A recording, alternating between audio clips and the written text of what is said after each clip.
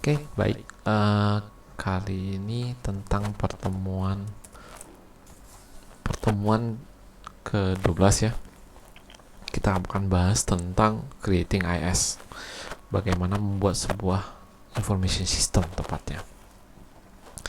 Jadi di sini ada beberapa cara. Maksudnya di sini adalah kan tadi awalnya kita sudah membahas tentang funding sebelumnya, memberikan dana. Bagaimana sekarang mewujudkannya dalam segi aplikasinya biar jadi proyeknya biar jadi fulfilling ya, sorry itu ada ketik.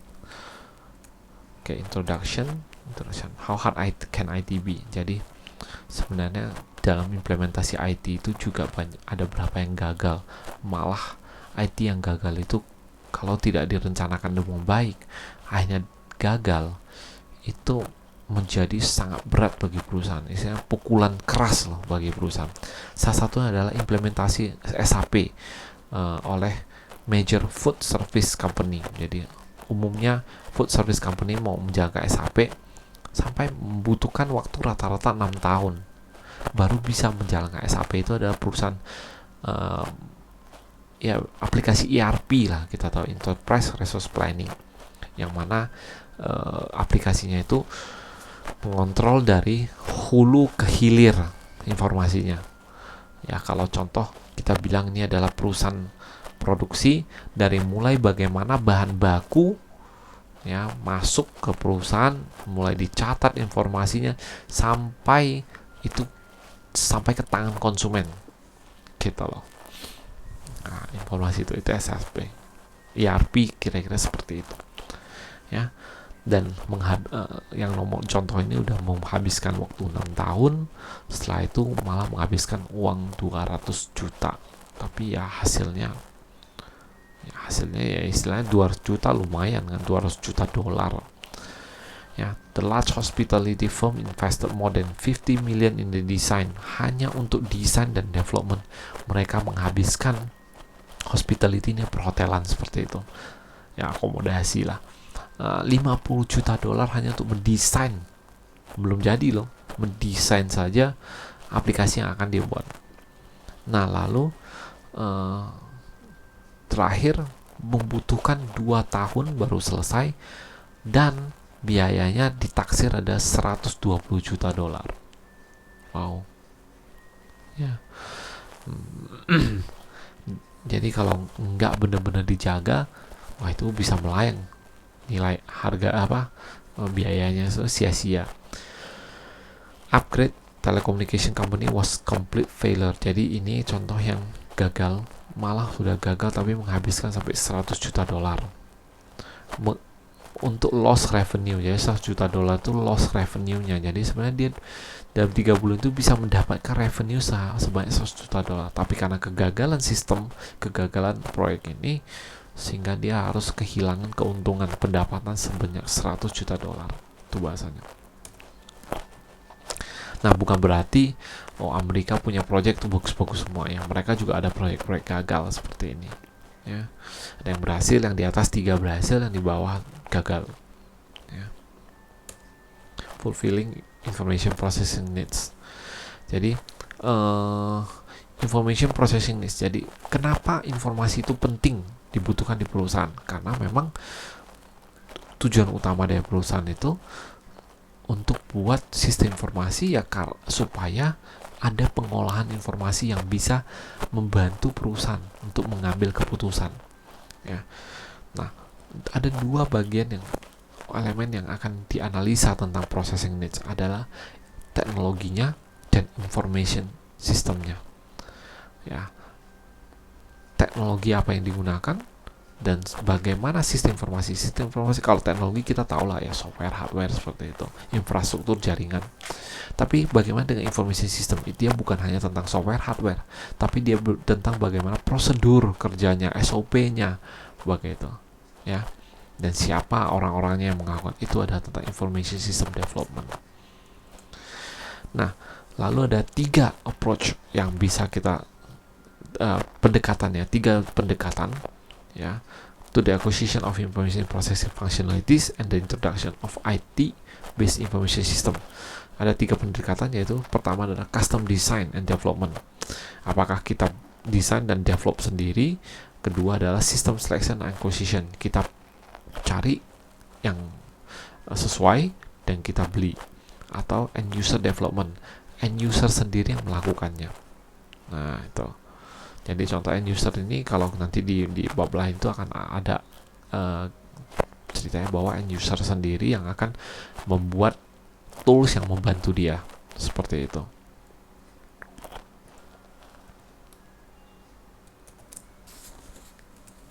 Oke, make vs buy, buat atau beli. Nah, seperti itu. Ya, kelebihan dari kita buat sendiri adalah kita bisa merancang itu sesuai dengan keinginan kita. Contoh kayak kita beli celana nih. Ya, kita beli di mall atau kita suruh penjahit buat. Ya, kalau penjahit buat kita bisa suka-suka. Oh, kayaknya kalau di mall itu saya sering kantongnya itu pendek. Kita mau yang panjang, agak panjang biar bisa isi lebih banyak kan gitu. Ya, lubang kantongnya bisa lebih besar ya. Karena HP saya umumnya 6 inci sampai 7 inci bahasa. Itu unique tailoring. Sama dengan AS information system, bahwa kita bisa merancang yang khusus kebutuhan perusahaan. Ya. Flexibility and control custom develop. Jadi istilahnya kita sudah bisa merancang bagaimana mengkontrol, artinya pengendalian untuk sistem ini seperti apa dan sesuai dengan punya kita. Lalu fungsionalitasnya itu memang sudah kita familiar terhadap aplikasinya nanti. Lalu kalau kelebihan dari membeli itu apa? Lebih cepat jadinya. Kalau kita buat sendiri kan masih butuh waktu. Ini kan kalau kita beli kan pasti udah jadi. Lalu knowledge infusion. Knowledge infusion itu tergantung, jadi lihat situasi, bahwa di sini knowledge infusion itu maksudnya adalah kalau kita beli, umumnya perusahaan itu kan perusahaan yang sudah berpengalaman, jadi punya pengetahuan yang lebih terhadap bisnis yang kita alami. Jadi contoh kita mau beli aplikasi ERP contoh lah, ya SAP, kita datang ke SAP pasti udah bisa menjelaskan bahwa sistem kamu nanti udah jalannya seperti ini, proses seperti ini untuk yang baik. Kalau kita bilang nih, enggak, saya nggak ada proses seperti ini, loh, dia akan katakan nanti ke depannya kalau kamu mau menjalankan proses seperti ini kamu menjadi bermasalah, seperti itu. Oh iya, kepikiran. Oh iya ya, saya nggak kepikiran saya harus ada proses seperti ini di perusahaan supaya perusahaan saya bisa lebih baik dan mudah dikontrol, dikendalikan. Nah, itu adalah knowledge, pengetahuan. Ya, mungkin kita kurang, nggak bisa juga, itu sama, kita juga punya pengetahuan yang sama.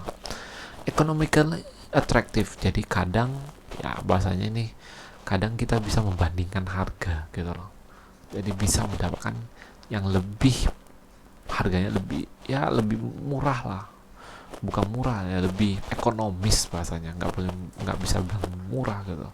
High quality, ya diasumsikan bahwa yang dibuat oleh orang lain karena dia terbukti memang perusahaannya itu, khususnya dia buat itu, pastinya high quality, seperti itu. Buy and make, nah itu adalah buy vs make, beli atau buat. Tapi di sini secara modern orang kadang mulai digabungkan, hybrid bahasanya, buy and make, ada yang beli ada yang buat. Ya, umumnya perusahaan sekarang itu kebanyakan adalah menggunakannya seperti ini, yang memang bukan menjadi core punya kita. Contoh nih, perusahaan kita jualan perusahaan kita itu jualan retail, ya, jualan retail artinya jualan kelontong deh bahasanya. Oke. Jadi apapun jualan kebutuhan sehari-hari kayak supermarket mini. Lalu kalau kita fokus terhadap information system untuk penggajian, itu kan bukan core bisnis kita kan.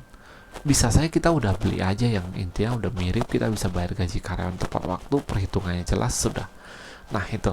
Jadi itu beli. Tapi kalau untuk retail, untuk memang perusahaan kita pakai untuk retailnya, proses retail itu kan menjadi core bisnis kita, artinya inti dari perusahaan kita. Nah, itu kita buat sendiri supaya prosesnya itu jauh lebih baik, prosesnya itu bisa lebih baik sesuai dengan kebutuhan perusahaan dan sesuai dengan proses perusahaan yang sudah ada, seperti itu ya. Nah, lalu build your own system design and development. Nah, ini contoh, ini sedikit lucon ya. Kalau konsumen itu dia menjelaskannya itu seperti ini. Wah, nanti ada ayunan tiga tingkat. Sampai ke project leader, bayangannya seperti ini. Oke. Sampai ke analis, dia memikirkan ini kan di tengah nih, gimana ayun? Oh, tandanya saya potong nih supaya bisa ngayun. Oke. Tapi sampai ke programmer, ya nggak mungkin bisa kayak gini. Ini penopangnya kecil. Ya udahlah kayak gini aja. Nggak bisa diayun. Seperti itu kan. Nah, lalu konsultan bisnis. Jadi konsultan bisnis itu ya istilahnya kayak marketingnya proyek kita itu, ya dia menceritakan bahwa bukan hanya ayunan papan, kita sampai udah bisa membuat tempat duduk yang nyaman sebagai ayunan. Oke. Tapi sampai ke bagian dokumentasi proyek, nothing, nggak ada apa-apa gitu. Mereka nggak mendokumentasi apa-apa, nggak ada nilai bahasanya. Tapi operation lakukan itu ya cuma tali gitu aja gitu loh, nggak bisa mewujudkannya dengan baik. Nah, lalu konsumen disuruh bayar yang harganya seperti bukan ayunan tapi seperti naik roller coaster, harganya tinggi, hasilnya ya dapatnya ya nggak ada gitu. How it was supported, ya sebenarnya nggak ada dukungan jadinya kan, ya nggak ada dukungan hasilnya. Lalu what the customer really needed, apa yang konsumen benar-benar butuhkan, sebenarnya cuma ini gitu. Mainannya kayak gini aja cukup, nggak harus kayak gini diceritakan kayak gini. Rupanya yang dia butuhkan cuma kayak gini, mainannya ayunan biasa aja. Oke. Nah, kita tahu SDLC ya, saya yakin juga kalian juga banyak mendengar SDLC. Ini sedikit beda karena ini pakai buku yang berbeda, tapi intinya sama, yang mana selalu planning, desain, ya, baru implement, 3 hal itu ya. Nah, planning itu udah pasti perencanaan kan. Nah, di sini disebutkan bahwa definition, investigation, feasibility analysis. Feasibility itu adalah mungkin nggak ini dilakukan. Sistem analisis, jadi sistemnya apa gitu, prosedurnya apa gitu yang mau dilakukan. Lalu build sistem desain. Nah, barulah dibuat desainnya. Jadi udah ada hasil analisa proses prosedurnya, lalu kita buat desain dari secara sistem aplikasinya, lalu diprogram, dibuat, lalu di testing. Setelah itu masuk ke tahap implementation, lalu diinstal ke penggunanya, lalu operation dijalankan, lalu di maintenance jika ada error, ada apa, diperbaiki ulang. Tuh. Ya, ini nanti bisa dilihat ya, investigasi. Nah, di investigasi itu sebenarnya caranya nggak informal, caranya istilahnya nggak ada yang formal, jadi nggak ada yang baku. Kita datang, kita lihat, kita catat, kita kayak gambarannya, prosesnya nggak ada cara yang informal, tapi minimal kita bisa tahu jelas, kita bisa juga bertanya dengan orangnya. Itu investigation. Feasibility analysis ya apa, dibagi 3 ya, technical, operational, economic. Jadi technical itu adalah sisi teknisnya memungkinkan nggak untuk dilakukan. Lalu operationalnya memungkinkan nggak. Contoh kita mau buat tap ya, pakai cabang-cabang itu punya tab semua ya, punya tab untuk bisa menawarkan konsumen plug. Tapi bahasanya banyak orang yang belum bisa pakai tab, kagok gitu ya, sehingga operational feasibility-nya menjadi berkurang ya. Economic feasibility ya, nilai uangnya, budgetnya cukup nggak, itu umumnya seperti itu. Dan keuntungan yang bisa didapatkan itu hitungannya bagaimana, sesuai nggak. Jangan nanti budget cost-nya 10 kali lipat dibanding yang bisa didapatkan duitnya ya. Ini contoh reservation function, jadi istilahnya fungsi reservasi kamar ya. Nah, ini SDLC-nya digambarin seperti ini. Ini sebenarnya lebih tepat adalah kayak data flow ya. Jadi kalau kita mendefinisikan hasil analisanya bahasanya. Hasil analisanya itu adalah ini. Prosedur kan tadi saya bilang sistem analisis nih. Nah, oke. Dari orangnya datang, perspektif orangnya datang, telepon atau datang langsung computer load the link page main page ya. Ini kalau dia pakai aplikasi website ya, seperti itu. Lalu udah itu in-keep reservation page. Oke. Lalu udah itu tamunya tentukan maunya yang mana nih. Tujuannya ada. Kalau dia modify cancel ya, Fred ask for caller's name, guys says guys Richie kan, Fred types name into input panel. Oke. Lalu udah itu dibuat nih reservasinya.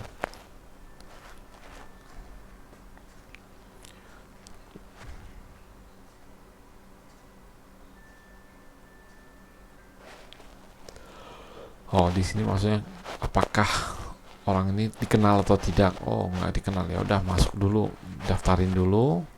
Oke, baru baru input panel, show reservation details ya, tentukan reservasi, baru buat dicatat di kalender reservasinya.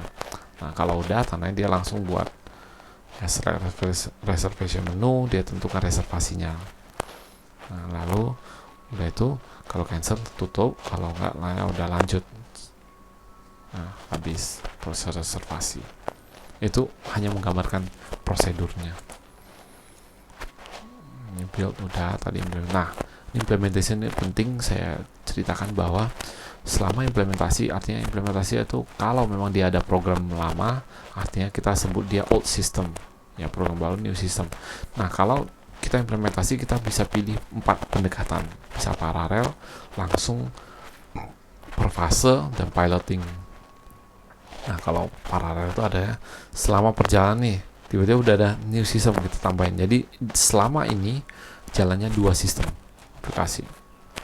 Kalau direct enggak, kalau old sistemnya udah berhenti langsung ganti new system ya. Umumnya direct ini kalau memang skalanya besar itu sulit ya dilakukan. Skalanya besar itu umumnya yang seperti ini atau ini ya. Tapi kadang kalau udah terlalu besar pasti pilihannya ini menurut saya ya, karena itu terlalu ribet, pasti per bagian-bagian dulu diganti. Nah, piloting kita lihat dulu ada di sini. Jadi old system itu jalan, nanti ada sedikit sistem baru itu dijalankan sedikit untuk menjadi contoh percontohan. Selesai percontohan langsung ganti new system. Percontohan piloting di sini adalah pilotingnya. Mungkin aja yang diinput ini datanya terakhir nggak dipakai, tapi setelah udah cocok ya, sub langsung ini putus, ini langsung ganti new system. Itu piloting. Nah, SDLC juga punya keterbatasan. Salah satunya keterbatasan SDLC itu adalah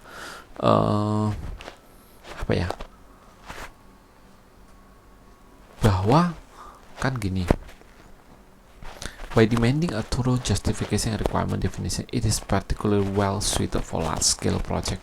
Jadi di sini kalau untuk proyek kecil terlalu memakan cost untuk menggunakan SDLC ya, karena SDLC itu poin pentingnya itu ada di bagian awal, mendesainnya ya, menganalisa kebutuhannya. Itu adalah bagian-bagian yang punya kapasitas paling besar itu dalam usahanya, sehingga kalau untuk perusahaan untuk yang proyek kecil nanti kita analisa terlalu lama, proyeknya ya belum jadi gitu, dan kalaupun udah jadi makan waktunya udah terlalu lama ya. Itu limitasi dari SDLC. SDLC does not enable the project team to properly address the inevitable change that occur during. Jadi selama perjalanan dilakukan perbaikan. Selama perjalanan dia udah rencanakan mau buat A, B, C, D. Selama proyek itu jalan belum selesai nih, ada permintaan perubahan karena mungkin strategi bisnis berubah. Kayak contoh nih, tiba-tiba datang pandemi, kan perubahan bisnis, sehingga itu sulit. Ya, kalau menggunakan SDLC itu sulit sekali untuk diubah, dirombak gitu loh. Ya, SDLC punya kelebihan itu apa? Jelas. Jadi istilahnya dia sudah membagi-bagi bahwa resikonya ini, keuntungannya ini, nanti orang ini mengerjakan ini, lebih tepatnya maksudnya orang ini berbagian dari ini, bagian dari ini, yang nanti yang satu lagi bagiannya dari ini, semua jelas. Oke. Lalu di SDLC, drive intense communication, negotiation between project. Jadi dengan SDLC itu bisa coba mengajak supaya punya intens negosiasi dengan stakeholders seperti itu, dan komunikasinya juga penting ya.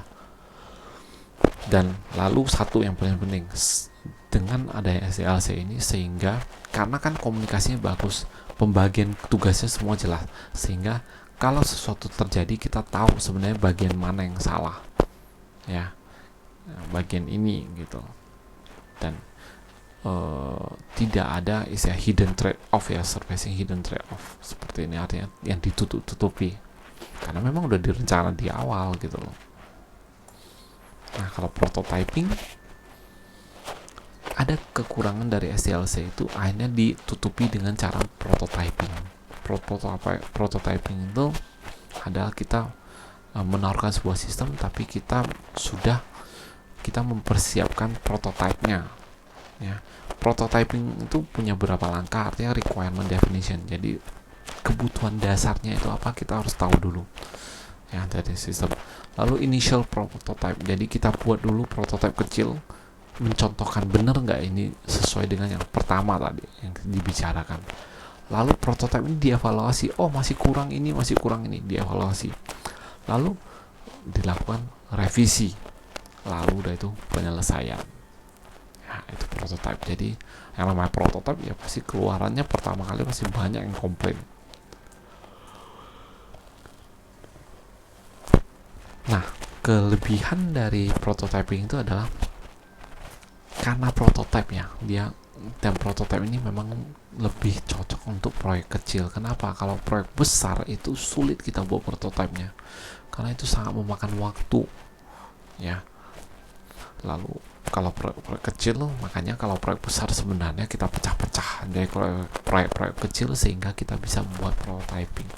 Nah, lalu sistem will be more quickly delivered and closer to user expectation. Tapi karena kita udah buat prototype, ya kan kita mau kasih user coba, kita baru bisa dapat masukan bahwa mana yang kurang, mana yang harus diperbaiki, mana yang harus ditambah, seperti itu ya.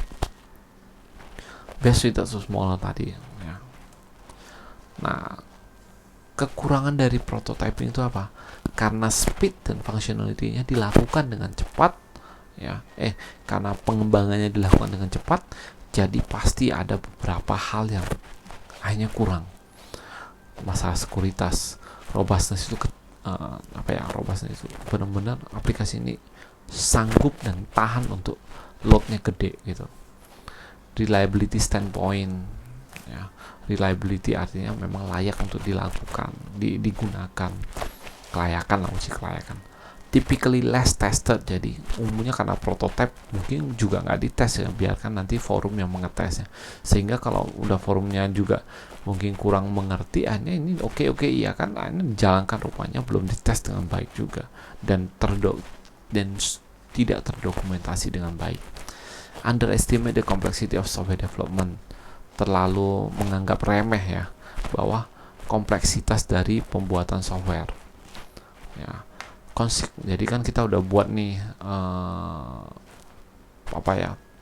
prototipenya ya, orang melihat oh rupanya buat kayak gini aja ya, dia nggak tahu nanti kalau udah dijalankan harus dijaga lagi servernya supaya nanti 100.000 load itu bisa tetap jalan kan gitu. The consequences rampant scope creep. Jadi kedua itu adalah nih, rampant scope creep itu ada menyebar, malah kita kasih nih, awalnya dia nggak ceritakan, rupanya merentet lagi, kena yang di sekelilingnya lagi. Masa ruang lingkup dari prototipe ini menjadi lebih luas gitu. Awalnya cuma mau proses A dan B gitu, tapi setelah ditunjukin prototipe, kenapa nggak ditambahin proses C, kenapa nggak ditambahin proses D.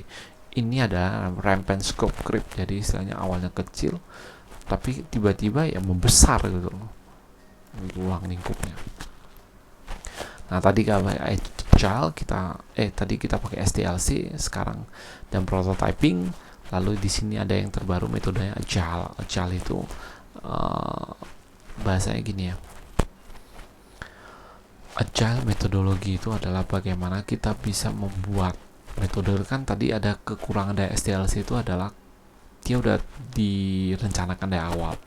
Nah, sehingga selama proyek berjalan itu rencana itu nggak bisa diubah otak-atik, nanti bisa berpengaruh. Nah, agile itu menjawab tantangan ini, dimana sebenarnya agile ini adalah dia sebuah proses.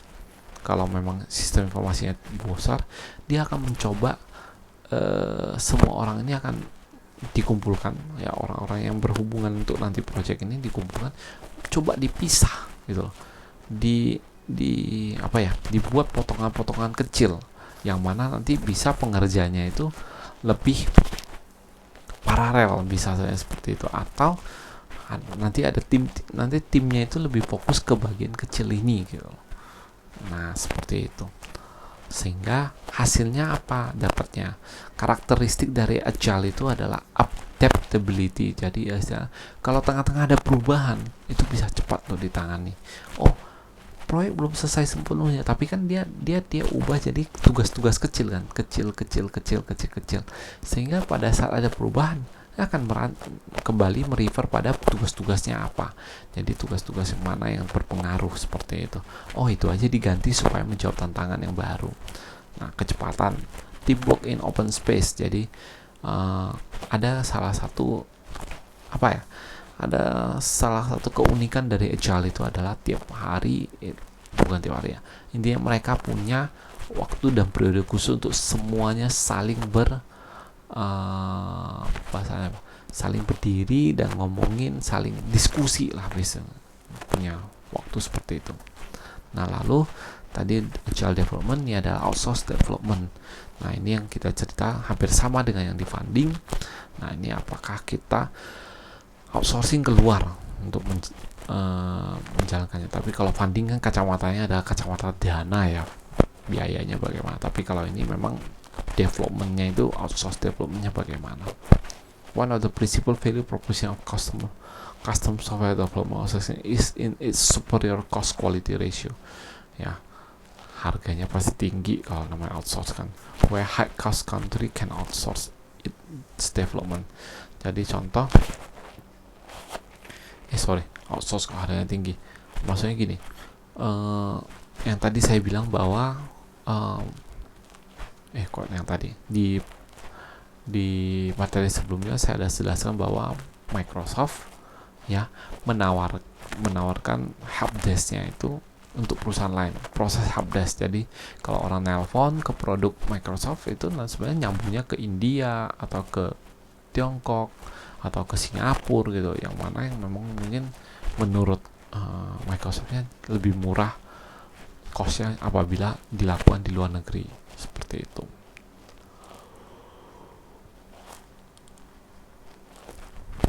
Ini capability maturity model itu adalah menilai sistemnya perusahaan. Jadi kalau yang level 1 atau initial, yaitu ciri-cirinya seperti yang ada ad hoc, chaotic, proses gitu. Umumnya orang itu kalau perusahaannya udah menjalankan beberapa sistem yang sesuai, minimal dia level 3 lah. Ya, bahwa perusahaan itu kan pasti punya prosedur yang udah tertata rapi gitu kan, semuanya ngerti, organization set of standard process is established and improve over time. Jadi juga diimprove ya proses dan standarisasi dari organisasi tersebut. Nah, ini kalau kita lihat di sini lebih gampang ya, yang memang bagian udah masuk dalam bagian define itu ya paling banyak gitu dalam perusahaan ya. Capability, jadi maksudnya information system yang dia gunakan itu dan proses-proses yang lainnya yang mendukung itu udah capai ke capability define ya, capability maturity model dalam define. Buying off the shelf application, jadi ini beli aplikasi. Sebenarnya beli aplikasi juga kita butuh yang namanya SDLC menurut dari buku. Nah, kenapa? kebayangannya gini, kita beli, kita tahu nggak kita maunya apa dulu, kita udah jelaskan nggak, kita udah tuliskan nggak bahwa rincian kita yang mau seperti apa. Nah, jadi nggak asal beli seperti itu. Jadi dengan adanya peta atau framework kerja seperti ini, kalau kita beli nih, kita coba pastikan lagi, investigasi sistem yang ada, yang sekarang ini berjalan seperti apa, feasibility analysis, formulate evaluation kriteria, compile shortlist vendor. Jadi compile shortlist vendor itu kita udah tahu nih, kita baru cari vendor-vendor kira-kira siapa. Oh, ada 10 vendor yang mungkin bisa kita hubungi. Lalu compile distribute request for proposal. Jadi kalau udah tahu vendornya udah oke, ngomongnya udah oke, vendornya juga udah oke, akhirnya kita buat proposal. Lalu evaluasi alternatif. Jadi istilahnya kalau proyek ini nggak kita jalanin, kita alternatifnya yang mana gitu. Lalu dia itu negotiate kontrak, gitu kan, negosiasi terhadap kontrak. Ya, baru dia itu sistem desain. Kalau kita buat sendiri ya, kalau nggak buat ya nggak usah. Atau kalau ini kita minta perusahaan software house itu kita buat rancang lagi gitu, ulang. Jadi kita nggak mau yang pakai udah jadi. Nah, lalu programming, testing, hampir sama installation, operation, maintenance. Itu yang bedanya adalah di sini ya, seperti itu.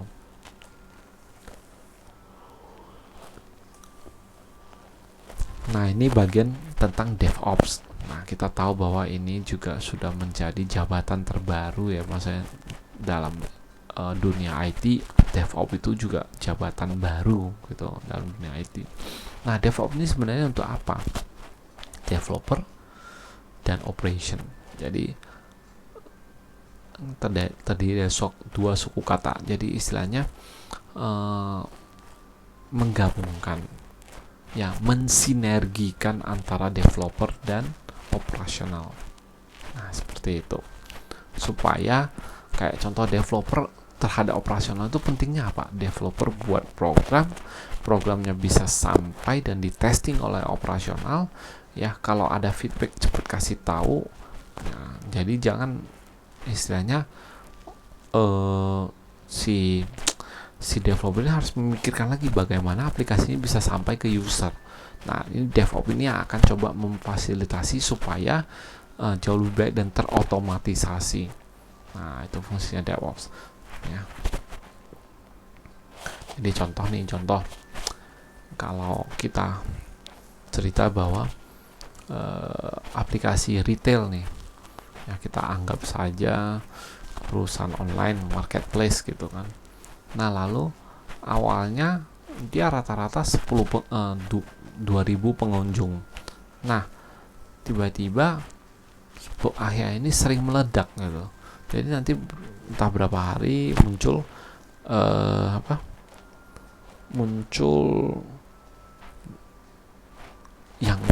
yang belanja online tuh bisa sampai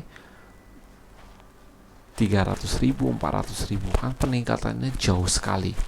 Nah, DevOps ini berfungsi supaya walaupun peningkatan loadnya tinggi, ini tetap harus tersedia aplikasinya, tetap bisa diakses.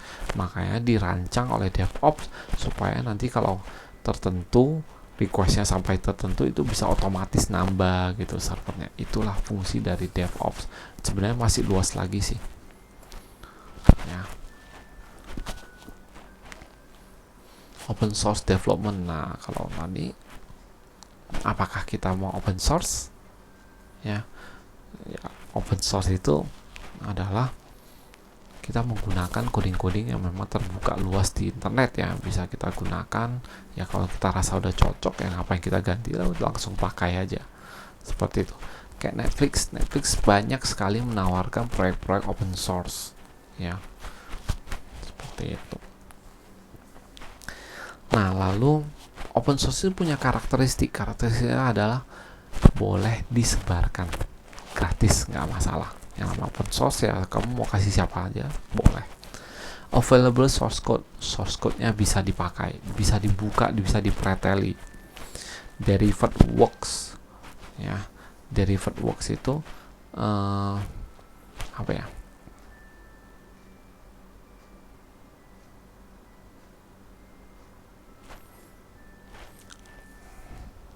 Open source derived works itu derived works itu seperti gini, kayak apa ya, yang kita gunakan ya, softwarenya itu punya lisensi ya, lisensi untuk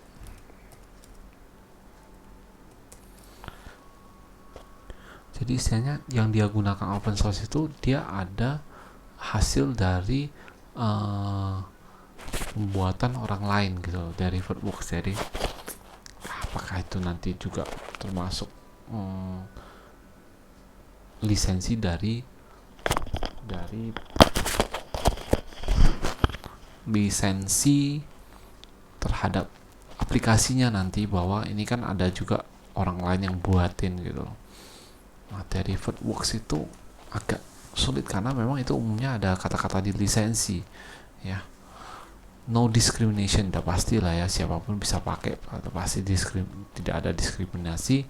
Teknologi neutrality, artinya ya udah no discrimination ya, teknologi ini siapapun bisa pakai sesuai dengan siapapun ya, sesuai dengan dia, nggak milih-milih lah bahasanya, netral, pakai aja yang mau pakai.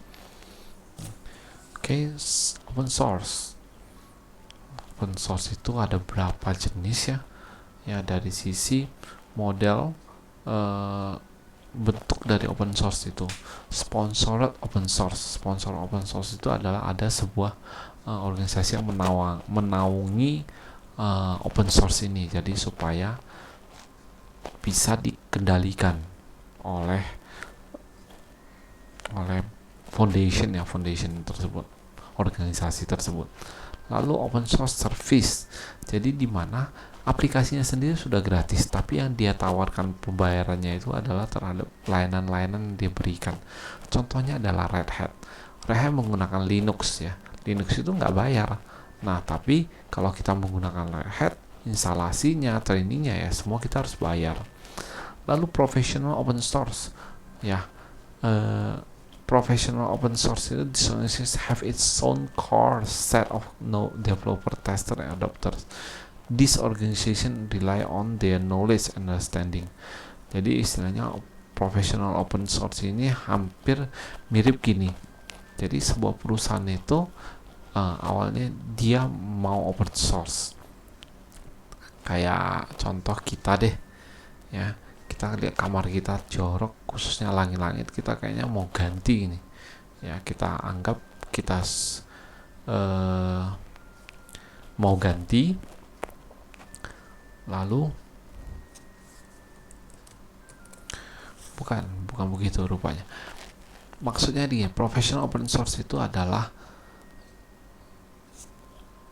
open source ini awalnya didukung oleh beberapa orang-orang yang pintar, jago coding gitu kan, atau ya, lalu udah itu ada beberapa bagian nih, ada yang bagian developer, tester, adopters. Nah, lalu ini kan namanya gratis ya, open source ini kan umumnya aplikasinya gratis, tapi karena yang ngelola ini itu ada orang-orangnya khusus, ada developernya, ada yang testingnya, seperti itu, sehingga ini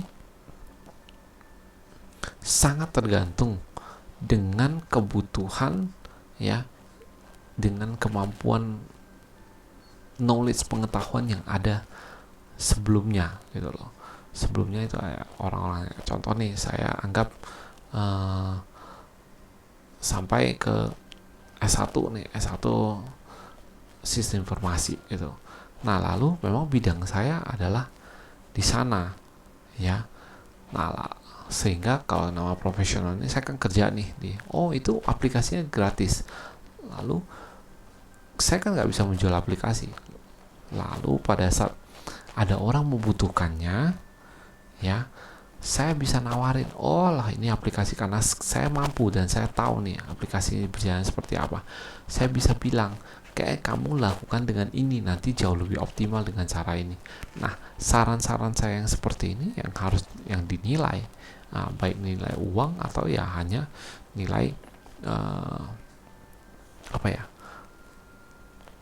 intinya dinilai lah, sehingga saya bisa menjual produk yang gratis ini awalnya dengan kemampuan saya menjelaskan, saya mengiyakan, memastikan konsumen untuk membelinya, seperti itu. Nah, ini ada kelebihan dari open source: cepat ya, creativity, limit login, jadi nggak ada dibatasi, simplified licensing, jadi lisensinya mudah, free license. Wah, artinya apa ini? Kan, artinya memang bebas biaya. Tapi kekurangannya apa? Unpredictable cost. Ya, kadang kita dapat sebuah open source, kita coba jalani, dasar saya oke, bagus, tapi rupanya setelah kita masuk dalam dunia production, ya, benar-benar mau dijalani, wah, banyak sekali problem yang memang pada saat testing nggak ada gitu loh. Support varies widely, security, ya, itu semuanya itu yang dirasa kurang dengan open source. End user development, ini ada yang tadi saya udah sebut, bahwa end user yang memang contoh nih tiap harinya dia pakai VB nih, ya, ini seperti di poin pertama ya, make spreadsheet model, akhirnya dia membuat model dari spreadsheet, artinya Excel nih, yang memang bisa menghitung kalkulasi. Contoh nih, saya udah sering pegang Excel, akhirnya ya udah, karena saya bosen ya, saya punya waktu, saya ngerjain dikit bahwa kalau saya input ini nanti otomatis semua angka yang di sini berubah. Itu adalah end user development. Jadi dia nggak harus tergantung dengan IT-nya perusahaan atau bagian GA-nya perusahaan, seperti itu. Nah, itu kelebihan dan keuntungannya. Tapi lalu ini kayak tadi ke copy nggak dihapus ya. Oke, sebenarnya habis. Yang tadi yang kelewatan, benefit of user development. Nah, ini kelebihannya. Kedua adalah setelah ketemu salah satu perusahaan lah ya, akhirnya mereka mempersilahkan maksudnya gini, end user, mereka perusahaan itu membuat aplikasinya sendiri supaya bisa dijalankan. Itu mereka yang buat. Contoh, saya sering pakai Excel nih, contoh, akhirnya saya bosen, ya udah saya kembangin sendiri supaya bisa membantu kerjaan saya. Itu adalah end user development.